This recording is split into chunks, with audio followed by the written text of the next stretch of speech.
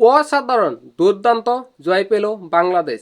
এই জয়টা বাংলাদেশের টেস্ট ক্রিকেটে সেরা জয়, এটা মানতে হবে।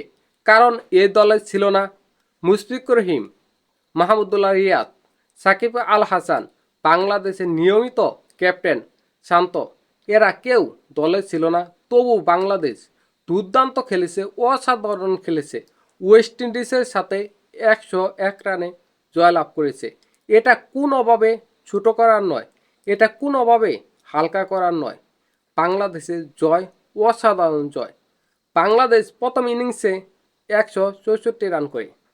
জবাবে ওয়েস্ট ইন্ডিজ ব্যাটিং করতে নেমেই নাহিদ রানার বোলিংয়ে তুপে পড়ে এবং 146 রানে ফুল প্যাকেট রাস্তা রাস্তা পথে পথে হয়ে যায়, পথে পথে হয়ে যায়। দ্বিতীয় ইনিংসে যখন 18 রানে লিড পেয়ে বাংলাদেশ ব্যাটিং করতে নামে, বাংলাদেশ অসাধারণ দুর্দান্ত খেলে এবং 268 রান করে ফেলে। ওয়েস্ট ইন্ডিজকে টার্গেট দেয় 286 রান। ওয়েস্ট ইন্ডিজ 101 রানে হেরে যায়। দ্বিতীয় ইনিংসে বাংলাদেশের একটি ব্যথা, একটি দুঃখ, সেটা হলো জাকের আলী সেঞ্চুরি মিস। জাকের আলী 9টি রানের জন্য সেঞ্চুরি মিস করেছে, এটাই আক্ষেপ। কিন্তু অবশেষে বাংলাদেশের দুর্দান্ত জয় পেয়েছে তো।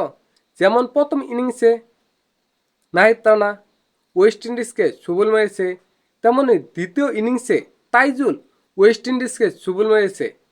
5 উইকেট পেয়েছে তাইজুল দ্বিতীয় ইনিংসে, ধ্বংস করে দিয়েছে একাই ওয়েস্ট ইন্ডিজকে এবং বাংলাদেশকে 101 রানের জয় এনে দিয়েছে। এভাবে যদি বাংলাদেশ মাঝে মাঝেও জয় তুলতে পারে, তাই তো আমাদের শান্তি, তাই তো আমাদের মনের শান্তি, তাই তো আমাদের চোখের শান্তি। বাংলাদেশের জয়টা অমরত্ব, অসাধারণ কৃতিত্ব। বাংলাদেশের টেস্ট ক্রিকেট ইতিহাসে এমন জয় বিরল।